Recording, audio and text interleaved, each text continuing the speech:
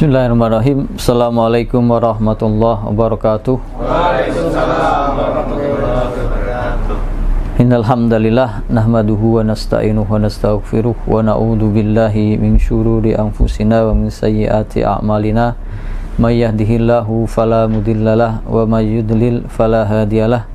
Asyhadu an la ilaha illallah wahdahu la syarikalah wa asyhadu anna Muhammadan abduhu wa rasuluh la nabiyya ba'dah.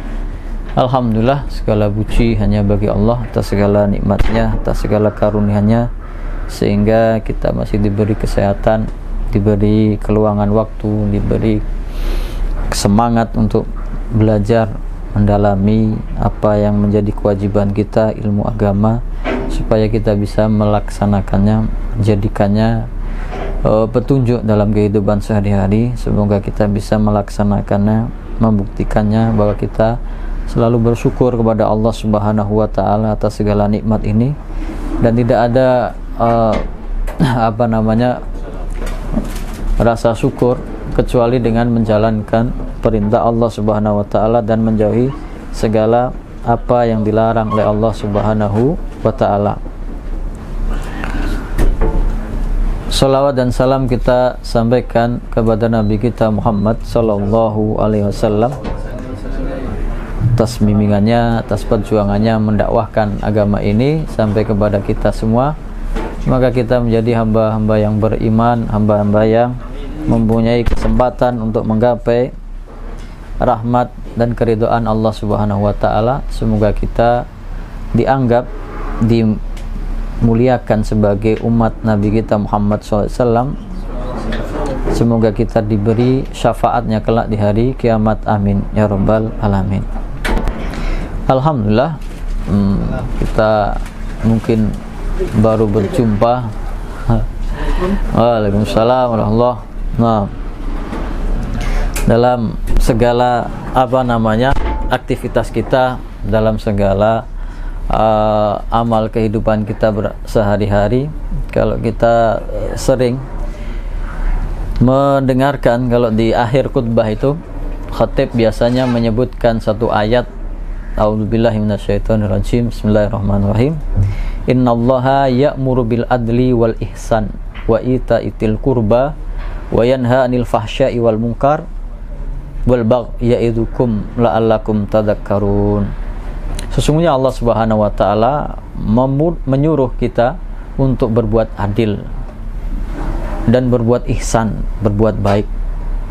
Wa ita'idil qurba, dan memberi, menafkahi kerabat dekat kita, terutama anak istri kita, keluarga kita. Wa yanha 'anil fahsya'i wal munkar, dan melarang kita dari perbuatan keji dan munkar, wal bagh, dan permusuhan.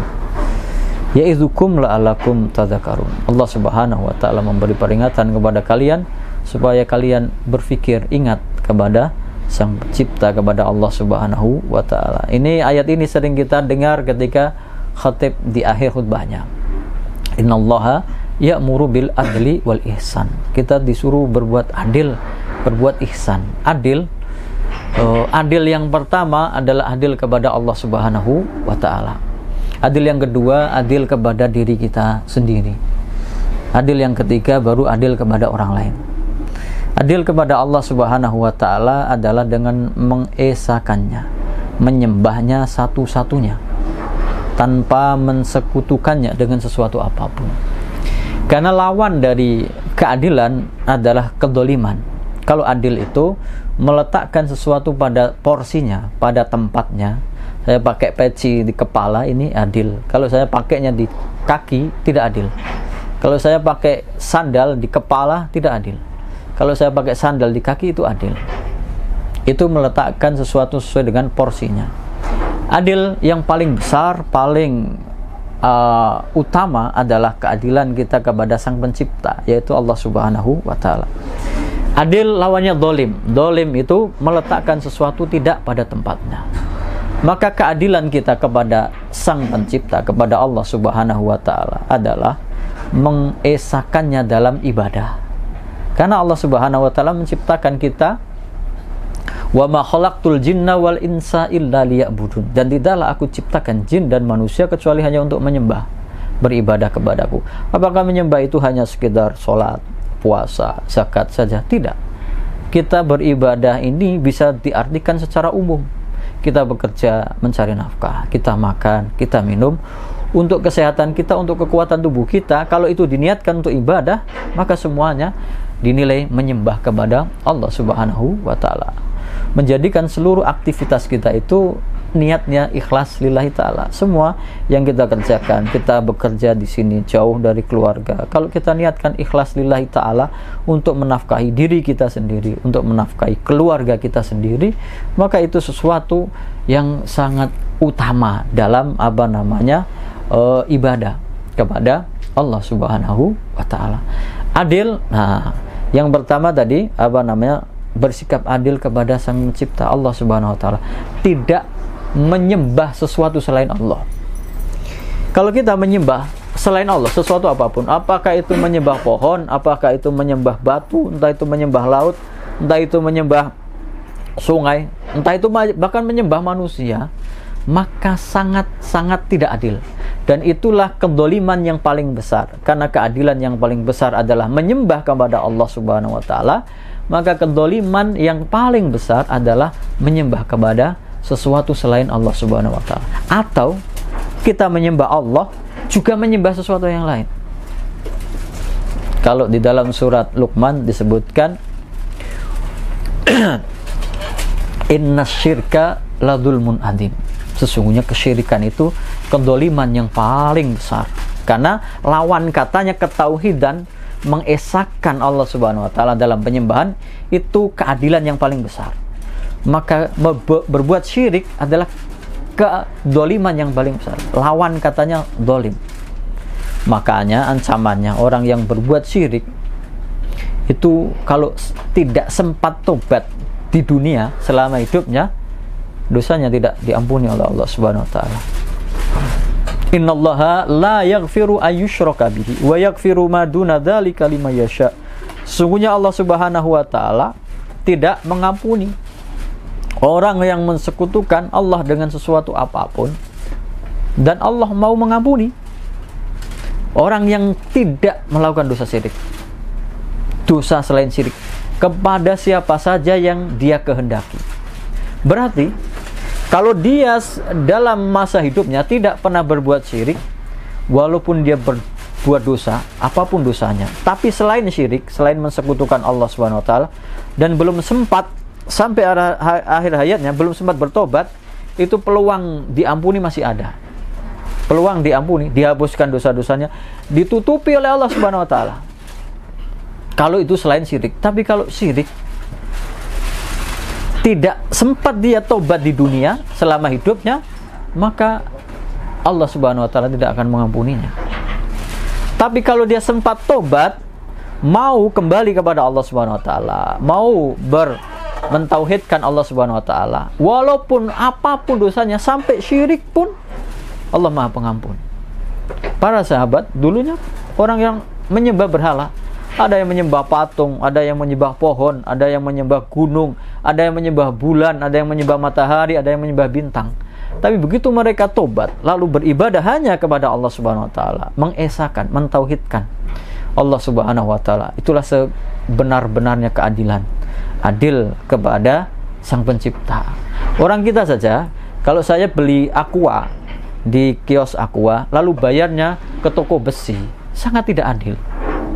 Sangat tidak adil. Saya dapat aquanya, air mineralnya dari toko aqua, kok saya bayarnya ke toko besi? Tidak adil. Kita yang menciptakan siapa? Allah Subhanahu wa ta'ala, yang memberi rizki, yang menghidupkan, yang mematikan, yang mengatur seluruh alam semesta ini, yang memberi kesehatan kita, memberi kesembuhan kepada kita, memberi rizki, keselamatan, Allah Subhanahu wa ta'ala. Nah, kalau kita menyadari itu, lalu kita menyembahnya kepada selain Allah, maka itu keadilan yang sangat berat. Keadilan atau kedoliman yang sangat berat, lawan dari keadilan. Kalau seseorang itu berbuat syirik kepada selain Allah Subhanahu wa ta'ala, menyembah sesuatu selain Allah Subhanahu wa ta'ala. Yang kedua, adalah adil itu kepada diri kita sendiri. Maka kita memimpin diri kita sendiri, kita bertanggung jawab diri kita sendiri sebelum kepada orang lain. Bahkan kalau kita mempunyai keluarga, maka kita sudah bertanggung jawab untuk menghidupi keluarga kita. Nah, bapak-bapak sekalian, abang-abang saya ini semuanya di sini, semua dalam rangka mencari nafkah, bekerja, mengikuti perintah Allah Subhanahu wa Ta'ala untuk bekerja menghidupi diri sendiri, bertanggung jawab, adil kepada dirinya sendiri. Tapi adil kepada diri sendiri juga memperhatikan kondisi fisiknya, tubuhnya, adil kepada tubuhnya sendiri, adil juga kepada nasibnya kelak di akhirat. Berarti bisa urusannya dunia, bisa urusannya akhirat. Kalau urusannya dunia, orang bekerja terus tanpa henti, pengen cari uang terus, pengen dapat harta terus, nggak ada istirahatnya, tidak adil. Karena tubuh kita butuh istirahat, butuh makanan, butuh minuman, butuh nutrisi, butuh gizi, butuh waktu untuk istirahat. Itu bekerja saja, hal yang positif. Apalagi kalau kita mengkonsumsi sesuatu yang meracuni tubuh kita, apapun itu, entah minuman keras, entah itu obat-obatan terlarang, itu hakikatnya kita tidak berlaku adil kepada diri kita sendiri. Karena akibatnya secara zahir jasad kita, tubuh kita yang rusak, kita yang merasakannya sebelum orang lain yang kena imbasnya. Itu keadilan yang urusannya dunia. Yang urusannya akhirat, kalau orang berbuat dosa, berbuat maksiat, berbuat kejahatan, hakikatnya dia tidak berlaku adil kepada dirinya sendiri. Kenapa? Karena dia sadar, kalau saya berbuat dosa, berbuat maksiat, berbuat jahat, saya kelak akan diazab di akhirat, ada balasannya. Berarti kalau dia berbuat maksiat, berbuat dosa, berbuat kejahatan, hakikatnya dia tidak berbuat adil kepada dirinya sendiri, karena dia mencelakakan kelak di akhirat. Dia menjerumuskan dirinya sendiri untuk azab yang akan dia terima. Itu adil kepada dirinya sendiri. Demikian juga adil yang paling berat, yang paling besar tadi adil kepada Allah Subhanahu wa Ta'ala. Yang kedua adil kepada diri sendiri, yang ketiga adalah adil kepada orang lain. Siapapun kita punya tanggung jawab kepada orang lain. Kita bekerja bertanggung jawab kepada perusahaan. Kita bekerja untuk mencari nafkah, untuk berbuat adil kepada keluarga kita. Makanya Nabi Muhammad SAW bersabda bahwasanya li an ya'khudha ahadukum hablahu thumma ya'tiya al-jabal fayati bi khusmatin min khatab ala dhahrihi fayabi'aha. Kalau ada seseorang di antara kalian membawa tali, kalau zaman dahulu kan di padang pasir, lalu pergi ke gunung, lalu mencari kayu bakar, pulang dengan memanggul kayu bakarnya, lalu dia jual, fayakufallahu biha wajhahu, maka Allah mencukupi baginya kehormatannya sehingga dia tidak minta-minta. Itu khairun lahu min an yas'alan nasa. Itu lebih baik bagi dia daripada harus meminta-minta kepada manusia. A'tauhu au mana'uhu, dia diberi atau tidak. Tapi sekarang manusia zaman sekarang, karena sudah keenakan meminta-minta, itu yang menjadi pekerjaan. Kita yang kerja keras di sini ini, yang hasil banting tulang kita, kerja keras kita, kerja kita siang malam ini, kadang-kadang ternyata kalah sama orang yang minta-minta itu. Tapi hakikatnya di mata Allah Subhanahu wa Ta'ala lebih mulia orang yang bekerja. Minta-minta itu Nabi Muhammad SAW mengancam kelak di akhirat, karena dia mempermalukan diri sendiri, tapi karena sudah kebal jadi dia nggak punya malu. Di antara adabnya kelak di akhirat, dia tidak punya daging, seluruhnya adalah tulang belulang, karena dia mempermalukan diri, merendahkan kehormatannya di hadapan orang lain, dia di hadapan manusia. Dalam hadis yang lain Nabi Muhammad SAW bersabda, li an yahtatiba ahadukum husmatan ala dohri khairun lahu min an yas'ala ahadan fayutiyahu aw yamna'uhu. Hampir sama dengan yang tadi.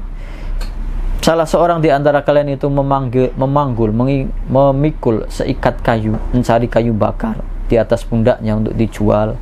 Itu rezeki yang sedikit tapi halal, itu lebih baik daripada dia meminta-minta kepada orang lain, kepada manusia, entah itu diberi atau tidak diberi. Itulah kehormatan kita sebagai manusia untuk mencukupi kebutuhan kita sendiri. Lalu kita juga bertanggung jawab untuk menafkahi keluarga. Ada yang jauh, ada yang mungkin dari Sumatera, ada yang mungkin dari luar Jawa, ada yang dari luar kota di sini. Kita jauh meninggalkan keluarga untuk mencari nafkah, untuk menghidupi mereka, dan itu kewajiban kita. Maka Nabi Muhammad SAW menggambarkan harta-harta yang dinafkahkan. Dinarun anfaqtahu fi sabilillah. Ada uang, dinar, kamu nafkahkan di jalan Allah untuk perang jihad. Ada lagi dinarun anfaqtahu fi raqabah. Engkau menafkahkan dinar yang disedekahkan untuk membebaskan budak. Kemudian wa dinarun tasaddaqta bihi ala miskin. Ada dinar, uang yang kalian punya, kamu sedekahkan untuk orang miskin. Dan yang keempat, wa dinarun anfaqtahu ala ahlik.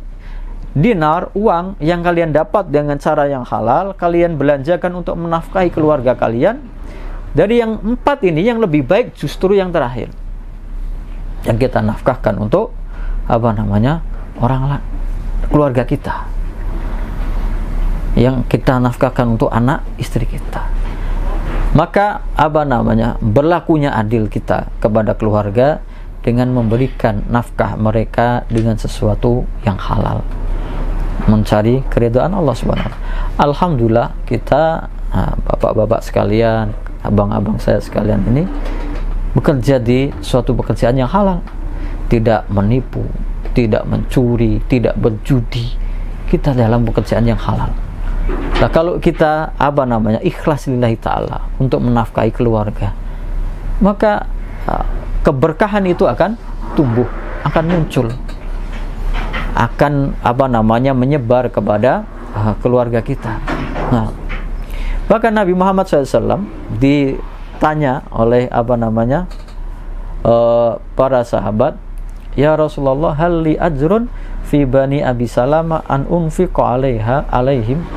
Ya Rasulullah, apakah aku punya pahala kalau aku menafkahi anak-anak dari Abu Salamah kepada mereka? Walastu bitarik tuhum hakada, dan aku tidak mau meninggalkan, menyia-nyiakan mereka. Innama hum baniya, karena mereka anak saya.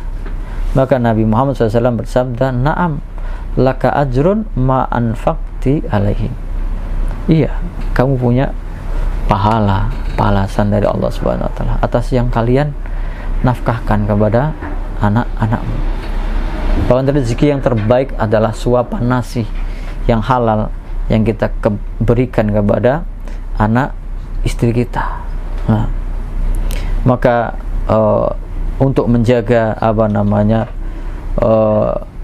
keberkahan diri kita ini, hendaknya kita menjaga diri kita dan keluarga kita ini untuk tetap ingat kepada Sang Pencipta, untuk bersyukur kepada Allah Subhanahu wa ta'ala. Maka hendaknya kita yang jauh dari keluarga, yang tapi kan kalau zaman sekarang bisa berkomunikasi, dan sayangnya kadang-kadang ayah itu, suami itu yang jarang itu komunikasi dengan anaknya, menasehati anaknya. Padahal termasuk tanggung jawab seorang ayah adalah mendidik, membimbing anak-anaknya ini untuk tetap taat kepada Allah Subhanahu wa taala. Jadi tidak hanya menafkahi secara materi, tapi juga membimbingnya secara agama untuk mentaati Allah Subhanahu wa taala. Lalu kita bekerja di sini juga berinteraksi dengan teman-teman, dengan perusahaan. Kalau dalam Al-Quran untuk menggambarkan seseorang yang bekerja dengan baik, dengan profesional, dalam bahasanya adalah di cerita Nabi Musa alaihissalam ketika dia menolong 2 orang perempuan yang tidak bisa memberi minum gembalanya. Ini dalam surat Al-Qasas, Nabi Musa alaihissalam, walamma warada ma'a madyana wajada alaihi ummatun minan nasi wajada alaihi ummatan minan nasi yaskuna. Ketika Nabi Musa alaihissalam itu habis membunuh salah seorang kaumnya Fir'aun, lalu melarikan diri sampai di kaum Madyan, lalu mendapati orang itu sedang berkerumun antri untuk memberi minum ternaknya, gembalanya. Wa wajada min dunihim imra'ataini tadudan. Lalu di antara orang yang berkerumun itu ada dua perempuan yang sedang antri ikut mau memberi minum untuk ternak mereka. Qala ma hutbukuma. Maka Nabi Musa karena kasihan kepada 2 orang perempuan itu berkata, apa keperluan kalian berdua? Qalata, keduanya berkata, la naski hatta yusdirar di'au. Kami berdua perempuan tidak bisa berdesak-desakan. Di antara laki-laki itu kami tidak bisa memberikan minum kepada ternak kami sampai para penggembala itu selesai, karena kami lemah, nggak punya tenaga dan tidak mau untuk berdesak-desakan. Wa abuna syaikhun kabir, dan ayah kami adalah orang yang sudah tua. Ini menunjukkan bahwasanya perempuan memang boleh untuk bekerja, tapi dalam keadaan darurat seperti ini, yang bapaknya sudah tidak mampu lagi, karena tanggung jawab aslinya adalah di pundak laki-laki. Ar-rijalu qawwamuna 'alan nisa. Para laki-laki itulah yang memimpin terhadap perempuan. Maka Nabi Musa menolong kedua perempuan itu. Jadi diriwayatkan sumur itu ada penutupnya dari batu, yang kalau orang itu mau membuka penutupnya itu harus orang 8 untuk menggesernya. Makanya para penggembala itu orang laki-laki yang banyak itu ya bergantian, karena mereka bekerja sama membantu untuk saling membuka pintu tutup sumur itu. Mereka bisa mengambil air. Nah, yang perempuan ini nggak bisa. Maka Nabi Musa melihat perempuan itu lalu menolongnya, fasaqalahuma thumma tawalla ila dhilli. Nabi Musa sendirian, karena dia terkenal kuat, menggeser batu itu penutupnya, lalu mengambilkan air untuk kedua perempuan itu untuk mengairi atau memberi minum kepada ternaknya. Thumma tawalla ila dhilli, kemudian istirahat, nggak minta bayaran, cuma tawalla ila dhilli. Kemudian faqala rabbi inni lima anzalta ilayya min khairin fakir. Ya Allah, atas segala karuniamu saya sangat membutuhkan kepada rizki yang engkau berikan. Nabi Musa melarikan diri, nggak punya bekal apa-apa, nggak punya pekerjaan yang dia bisa gunakan untuk mencari nafkah. Maka dia berdoa kepada Allah setelah menolong. Nah, inilah di antara hikmahnya kita kalau ingin mendapat kelapangan rizki, banyak menolong orang lain, diminta atau tidak diminta. Keikhlasan kita untuk menolong orang lain membukakan pintu-pintu rizki kepada dari Allah Subhanahu wa ta'ala. Maka setelahnya perempuan itu meminta Nabi Musa, faja'athu ihdahuma tamsi ala istihya. salah seorang dari perempuan itu mendatangi Nabi Musa dengan malu-malu. Qalat inna abi yad'uka liyajziyaka ajra ma saqaita lana. Dia berkata, ayahku memanggilmu untuk memberi balasan, ucapan terima kasih atas pertolonganmu kepada kami. Falamma ja'ahu wa qassa 'alaihil qasasa qala la takhaf. Ketika sampai di bapaknya kedua perempuan ini, Nabi Musa menceritakan ceritanya, dia melarikan diri dari Fir'aun karena membunuh anggotanya Fir'aun, maka dikatakan la takhaf, jangan takut. Kekuasaan Fir'aun tidak sampai sini. Najauta minal qaumidz zalimin. Engkau sudah selamat dari orang-orang yang zalim. Maka kemudian salah seorang perempuan tadi yang ditolong itu anaknya berkata, qalat ihdahuma ya abadista'jirhu. Ya, wahai ayahanda, ini pekerjakan orang ini. Inna khaira man ista'jartal qawiyul amin. Sesungguhnya orang yang paling bagus untuk engkau pekerjakan adalah orang yang kuat dan amanah. Dan kuat di sini tidak diartikan hanya sekedar kuat fisiknya, tapi lebih kepada profesional. Makanya dalam sabda Nabi Muhammad SAW, beliau bersabda, innallaha yuhibbu idza amila ahadukum an yutkinahu. Sesungguhnya Allah Subhanahu wa taala kalau melihat salah seorang kalian bekerja itu dengan profesional. Nah, jadi ada dua unsur di sini. Orang yang bekerja itu menurut standar yang baik dalam Al-Quran, yaitu profesional, kuat, dan amanah. Percuma kalau orang itu kuat, profesional, bisa bekerja dengan bagus, tapi tidak amanah, akan banyak merugikan perusahaannya. Sebaliknya, dia amanah, tapi tidak profesional. Mungkin orangnya jujur, mungkin orangnya alim, mungkin orangnya cerdas, tapi dia tidak bisa ngapa-ngapain. Misalnya di kapal, urusan kapal nggak tahu, urusan pekerjaan nggak tahu, malah justru akan merugikan pekerjaannya. Maka dari dua unsur ini sangat berkaitan. Orang yang kuat, orang yang profesional dan terpercaya. Bahkan Allah Subhanahu wa taala ketika memuji malaikat Jibril hampir sama dengan ini. Malaikat Jibril itu dipuji, innahu, Al-Quran ini, innahu laqaulu rasulin karim.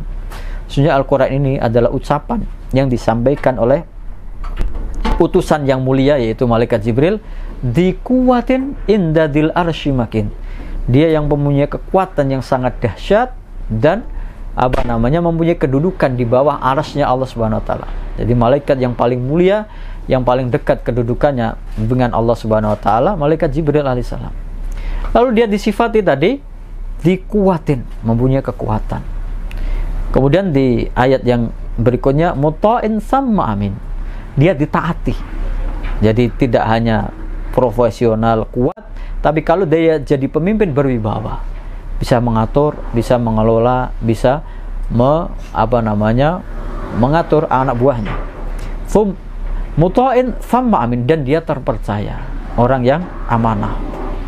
Ini orang-orang yang mempunyai sifat yang menjadikan dia adil dalam pekerjaannya, adil dalam mencari nafkah, dalam melaksanakan apa yang dia lakukan. Bahkan ada lagi, ini contoh yang dahsyat dari Nabi kita Yusuf alaihissalam. Bahkan orang itu berani menawarkan diri kalau dia memang punya kemampuan dan terpercaya.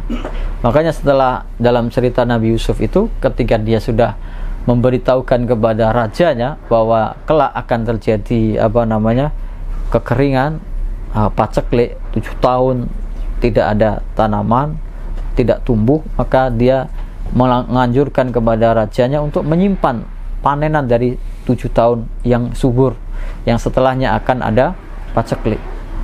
Maka setelah itu Nabi Yusuf alaihissalam berkata rajanya, wa qalal maliku tuni bihi astahlishu li nafsi. Nah, datangkan si Nabi Yusuf ini kepadaku, aku akan angkat dia. Falamma kallamahu qala innakal yawma ladaina makinun amin. Ketika dia sudah berbicara dengan Nabi Yusuf, dia berkata, engkau sekarang mempunyai kedudukan yang terpercaya. Maka Nabi Yusuf alaihissalam menawarkan dirinya, qala ij'alni ala khazainil ardi inni hafidun alim. Nabi Yusuf minta, jadikan aku sebagai pendahara, penjaga logistik makanannya. Inni hafidun alim, aku orang yang sangat menjaga dan mengetahui urusan. Jadi urusan pekerjaannya dia tahu, urusan amanahnya dia tahu. Ini sifat-sifat yang dimiliki oleh orang-orang yang bekerja untuk profesional dalam bidangnya masing-masing. Makanya di dalam Al-Quran itu kita diingatkan diperintahkan untuk bekerja sesuai dengan kemampuan masing-masing. Wa qul i'malu fasayarallahu amalakum wa rasuluhu wal mu'minun. Katakanlah, beramalah kalian, bekerjalah kalian, kelak Allah Subhanahu wa taala akan melihatnya, dan rasulnya dan orang-orang beriman. Wa saturadduna ila alimil ghaibi wasyahadati fayunabbiukum bima kuntum ta'malun. Karena kelak kalian akan dikembalikan kepada Allah Subhanahu wa taala yang mengetahui hal-hal yang gaib dan yang nyata, dan kelak kalian akan diberitahukan apa-apa yang kalian lakukan selama di dunia. Berarti tanggung jawab kita dalam bekerja tidak hanya kepada yang menggaji kita, perusahaan kita, tapi kita bertanggung jawab kepada Allah Subhanahu wa taala yang mengawasi kita. Makanya kerjaan kita, nafkah kita yang kita berikan kepada anak-anak kita, hendaknya kita iringi dengan mendidik mereka juga dengan didikan-didikan agama. Makanya dalam satu surat di dalam Al-Quran itu ada namanya surat Luqman.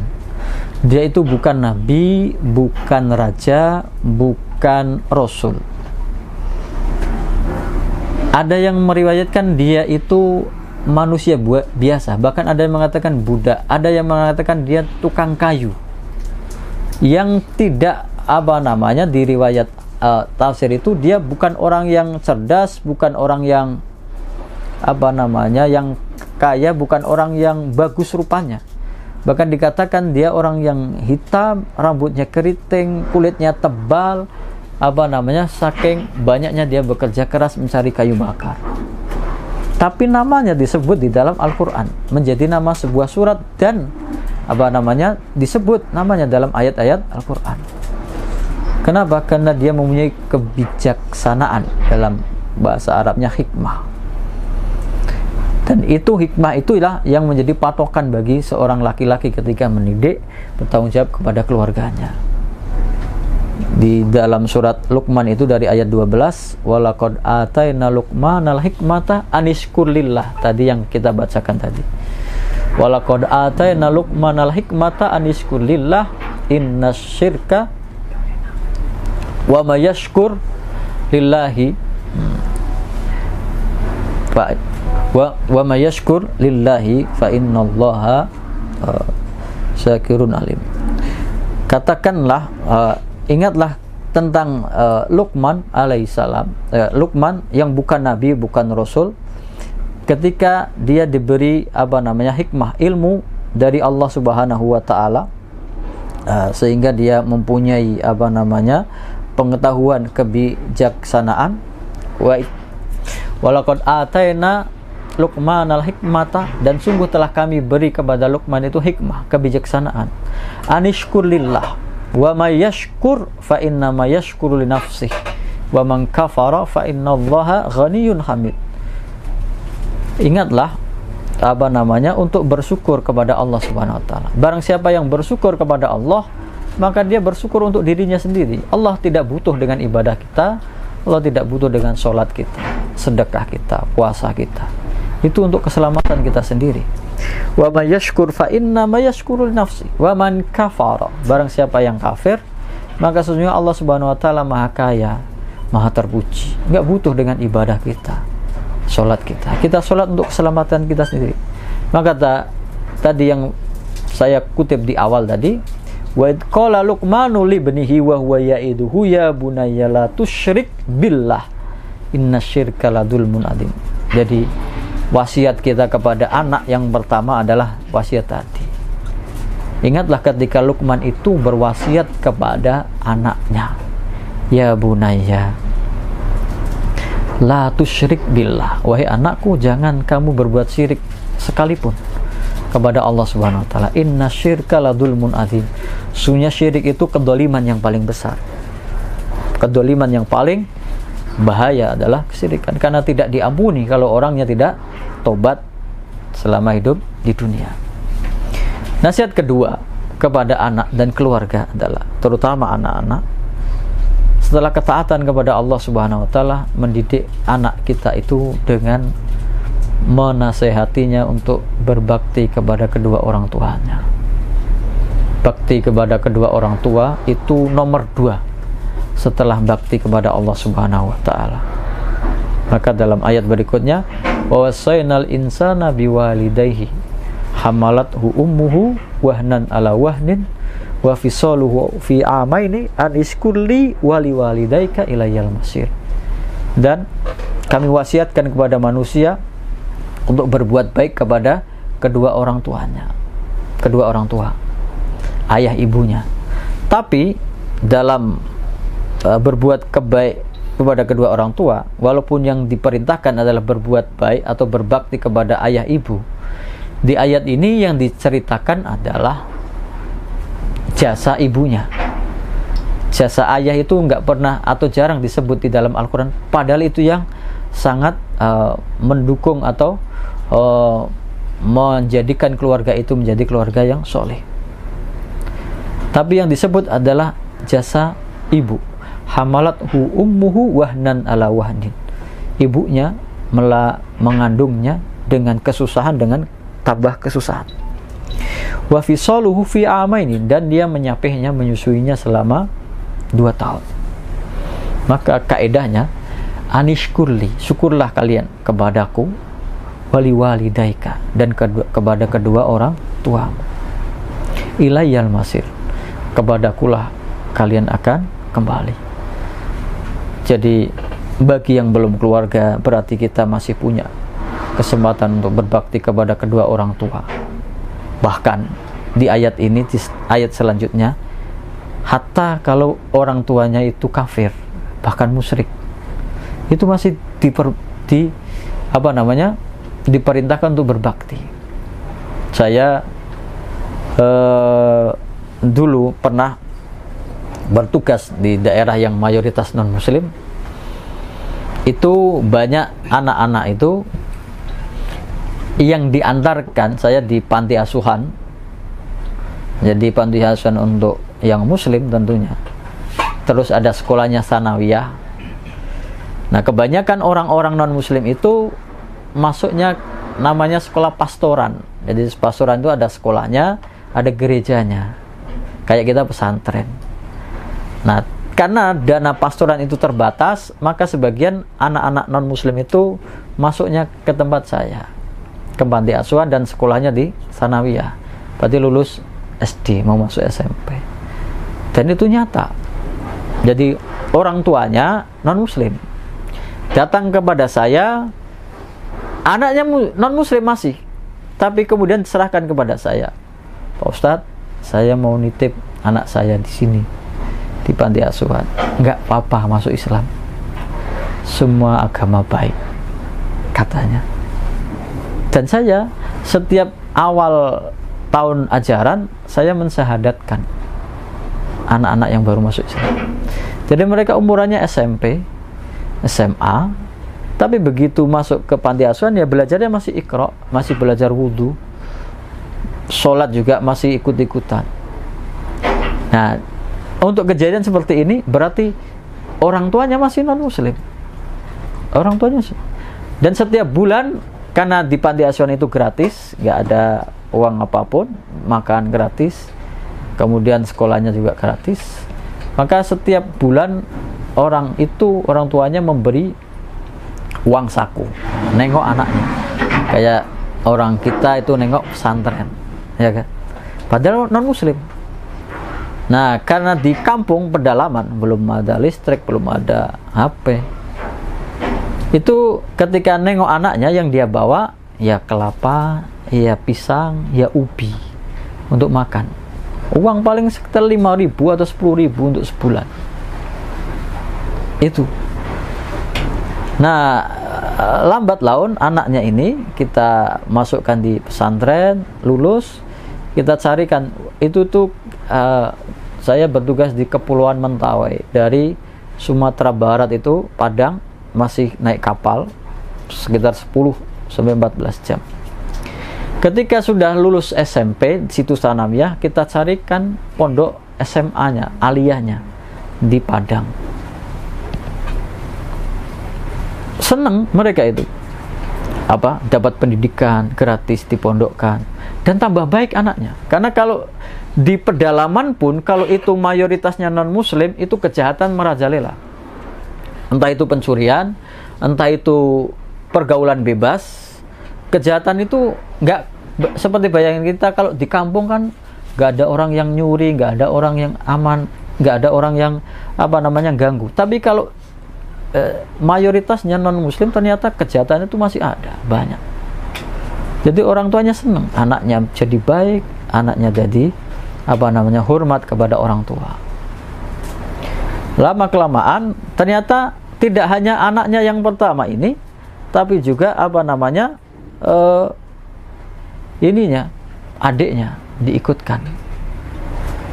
Terima adiknya, sekolahkan lagi, misul lagi. Lalu ketika sampai sudah lulus, pulang ke rumah, lalu disuruh makan sama bapak ibunya, pulang kampung liburan. Mereka nggak mau makan. Kenapa?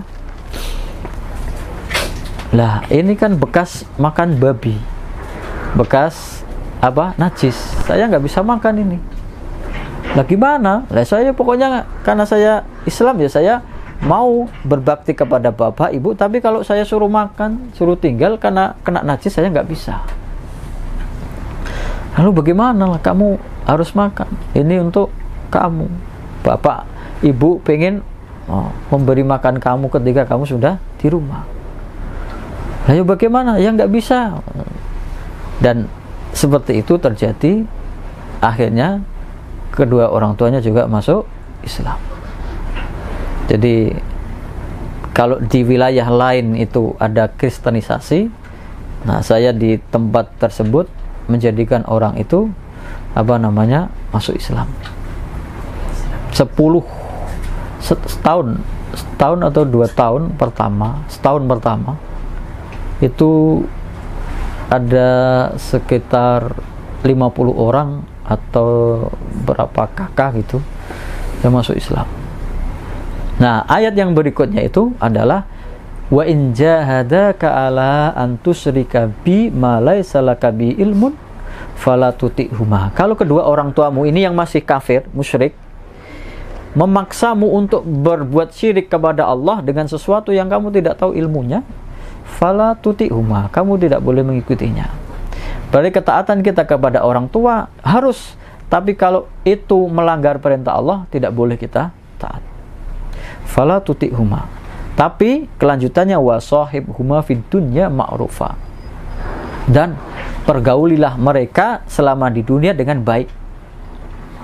Wattabi sabila man anaba ilayya, dan ikutilah jalan yang kembali kepadaku. Tsumma ilayya marji'ukum fa unabbi'ukum bima kuntum ta'malun.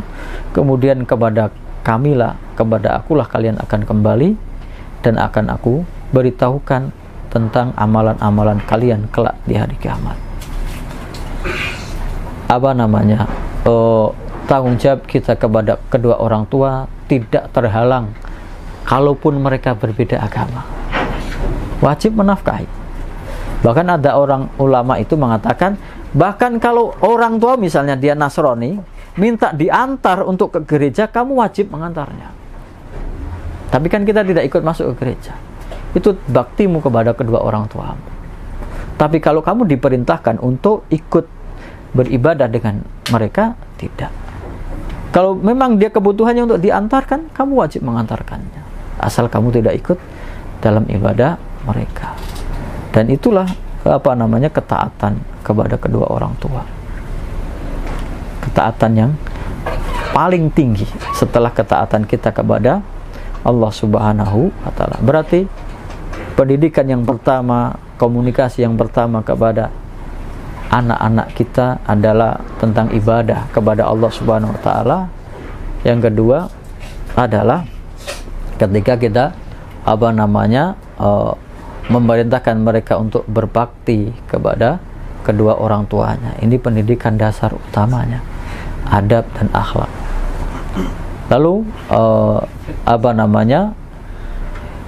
ayat yang berikutnya adalah diperintahkan untuk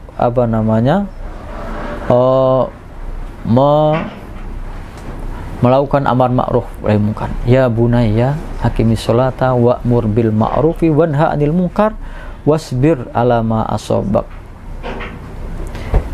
Inna dzalika min azmil umur. Wahai anakku, dirikanlah salat dan perintahkanlah kepada kebaikan dan cegah dari kemungkaran dan sabarlah atas apa yang menimpa kalian. Sesungguhnya hal yang demikian itu adalah termasuk hal-hal yang mulia, yang utama di sisi Allah Subhanahu wa Ta'ala.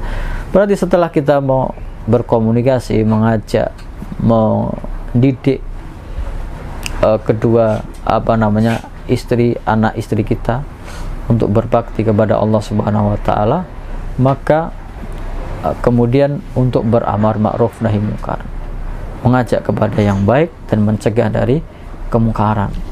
Orang kalau sekedar baik untuk dirinya sendiri, rajin sholat sendiri, rajin puasa, rajin mengaji, orang tidak akan mengganggunya, dia sendiri-sendiri. Tapi begitu dia mau mengajak kepada yang ma'ruf, yang baik, dan mencegah dari yang mungkar, pasti respon orang lain-lain, macam-macam. Kita menyampaikan sesuatu kebaikan dengan cara yang baik pun kadang orang responnya tidak baik. Ada yang marah, ada yang mencaci maki, itu masih ringan. Bahkan ada yang memusuhi, ada yang musuh. Maka di ayatnya disebutkan wasbir 'ala ma asabak, sabar atas sesuatu yang menimpamu. Kalau kamu sudah berbuat amar ma'ruf nahi munkar, resikonya mungkin kamu dijauhi, mungkin kamu dimarahi, mungkin kamu dibenci, bahkan bisa dimusuhi. Itu yang terjadi kepada Nabi Muhammad SAW ketika dia kalau awalnya dia baik sesama kepada orang-orang kafir Quraisy, orang-orang masyarakat jahiliyah, Nabi Muhammad sangat baik. Dia dikenal sebagai Al-Amin, orang-orang bergaul dengan baik. Tapi begitu Nabi Muhammad SAW mengaku sebagai Nabi dan Rasul, kemudian mengajak orang untuk beribadah hanya kepada Allah Subhanahu wa Ta'ala, mencegah dari kemungkaran, menjauhkan orang dari kesyirikan, permusuhan dari pamannya sendiri, dari Abu Lahab, dari Abu Jahal, dimusuhi, diganggu, bahkan mau dibunuh. Itulah resiko ketika orang itu mengajak kepada kebaikan dan mencegah dari kemungkaran. Ada berbagai macam tanggapannya. Itulah keadilan kita kepada sesama. Adil kepada Allah Subhanahu wa Ta'ala, adil kepada diri kita sendiri, adil kepada orang lain. Bahkan yang lebih tegas di dalam Al-Quran, bahkan kepada musuh pun kita harus berlaku adil. Dalam surat Al-Ma'idah ayat 8 disebutkan, ya ayyuhalladzina amanu kunu qawwamina lillahi syuhada'a bil qist. Wahai orang-orang yang beriman, jadilah kamu yang menegakkan persaksian di hadapan Allah dengan adil. Wala yajrimannakum syana'anu qaumin ala alla ta'dilu. Jangan gara-gara kamu membenci suatu kaum, kamu berlaku tidak adil. Berlaku adillah. I'dilu wa aqrabu littaqwa. Berlaku adillah, karena itu yang lebih dekat dengan ketakwaan kepada Allah Subhanahu wa taala. Wattaqullaha, dan bertakwalah kepada Allah. Innallaha khabirum bima ta'malun. Sesungguhnya Allah Subhanahu wa taala Maha mengetahui atas apa-apa yang kalian lakukan selama di dunia. Berbuat adil. Dan ini interaksi antara dua pihak. Kita sebagai pekerja profesional amanah, sebagai pihak perusahaan juga memberikan hak-haknya dengan semestinya. Makanya dalam ayat itu ada surat Al-Mutaffifin, wailul lil mutaffifin, celaka orang yang curang. Alladzina idaktalu 'alan nasi yastawfun, ketika dia minta atau beli kepada orang lain, minta timbangannya itu dilebihkan atau penuh, pas. Wa idza kaluhum aw wazanuhum yuksirun, ketika dia menjual kepada orang lain maka dia mengurangi timbangan, namanya curang. Ini dalam transaksi, tapi itu juga berlaku dalam bekerja. Karyawan sudah bekerja dengan baik, dengan amanah, dengan profesional, maka hendaknya dia juga mendapat hak-haknya sebagai pekerja dengan baik. Ada jaminan kesehatannya, ada upahnya, ada bayarannya. Maka orang-orang yang curang seperti ini di dalam surat Al-Mutaffifin, ala yadhunnu ulaika annahum mab'utsun, apakah mereka tidak menyangka bahwa mereka itu nanti akan dibangkitkan liyaumin azim, di hari yang sangat agung. Yauma yaqumun nasu lirabbil alamin, yaitu di hari orang-orang dibangkitkan menghadap Allah Subhanahu wa ta'ala. Maka hendaknya kita berlaku adil, bahkan kepada musuh pun berlaku adil. Maka kita mensyukuri nikmat-nikmat dari Allah Subhanahu wa ta'ala itu dengan mentaatinya. Tadi mendidik anak kita untuk beribadah kepada Allah, yang paling utama karena amalan yang paling utama adalah sholat. Maka saya ingatkan kepada diri saya sendiri dan kepada semuanya, inilah pokok utama kita.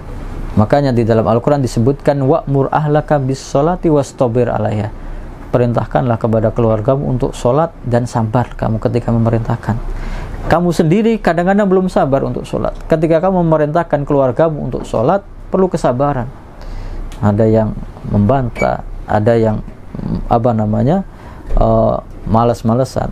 La nas'aluka rizqan nahnu narzuquka wal aqibatu littaqwa.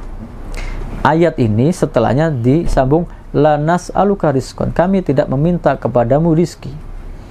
Nahnu narzuquka, bahkan kami yang memberikan rizki kepadamu. Berarti kalau kita menunaikan sholat, menunaikan kewajiban kita kepada Allah Subhanahu wa ta'ala, Allah yang menjamin rizkinya, Allah yang menjamin kehidupannya. Wal akibatu littaqwa, dan akibat yang paling baik adalah orang-orang yang bertakwa. Karena itulah jangan sampai orang atau keluarga kita menjadi orang-orang yang menyia-nyiakan sholat, seperti digambarkan dalam surat Maryam, fa khalafa min ba'dihim khalfun adha'us sholata wattaba'us syahawat. Lalu mereka beralih generasi yang menyia-nyiakan sholat dan mengikuti syahwat. Fasawfa yalqauna ghayya, maka mereka akan mendapatkan adab yang sangat pedih. Nah, inilah semoga kita tidak lalai dari mengingat Allah Subhanahu wa ta'ala di kapanpun, dimanapun dalam aktivitas kita, untuk senantiasa menjadikan aktivitas kita itu untuk ibadah kepada Allah Subhanahu wa ta'ala dengan niat ikhlas, untuk mencari nafkah, memberikan kebutuhan, menafkahi keluarga kita, bahkan diri kita sendiri, supaya kita menjadi hamba-hamba Allah yang diridhoinya, mendapat keberkahan dari pekerjaan kita, dari rezeki kita. Semoga ini bisa kita laksanakan. Kita tutup dengan berdoa supaya pekerjaan kita diberi keberkahan oleh Allah Subhanahu wa ta'ala, diberi kelancaran, Bismillahirrahmanirrahim. Hamdan yuafi ni'amahu wa yukafi mazidah. Ya Rabbana lakal hamdu kama yanbaghi li jalali wajhika wa adimi sultanik. Allahumma sholli ala Muhammad wa ala Muhammad. Allahumma ighfir lil muslimin wal muslimat wal mu'minin wal mu'minat al ahya'i minhum wal amwat innaka sami'un qaribun mujibud da'wat. Rabbana la tuzigh qulubana ba'da idh hadaitana wa hab lana min ladunka rahmah innaka antal wahhab. Rabbana atina min ladunka rahmatan wa hayyi' lana min amrina rasyada. Rabbana ighfir lana dzunubana wa kaffir anna sayyi'atina wa tawaffana ma'al abrar. Rabbana hab lana min azwajina wa dhurriyyatina qurrata a'yun waj'alna lil muttaqina imama. Rabbana dhalamna anfusana wa illam taghfir lana wa tarhamna lanakunanna minal khasirin. Rabbana atina fid dunya hasanah fil akhirati hasanah wa qina adzabannar. Subhana rabbika rabbil izzati amma yasifun wa salamun alal mursalin walhamdulillahi rabbil alamin. Semoga apa yang saya sampaikan ini semua yang benar dari Allah Subhanahu wa taala, yang salah dari saya pribadi. Astaghfirullah li wa lakum. Kita tutup dengan doa kafatul majelis. Subhanakallahumma wa bihamdika asyhadu an la ilaha illa anta astaghfiruka wa atubu ilaik. Assalamualaikum warahmatullahi wabarakatuh.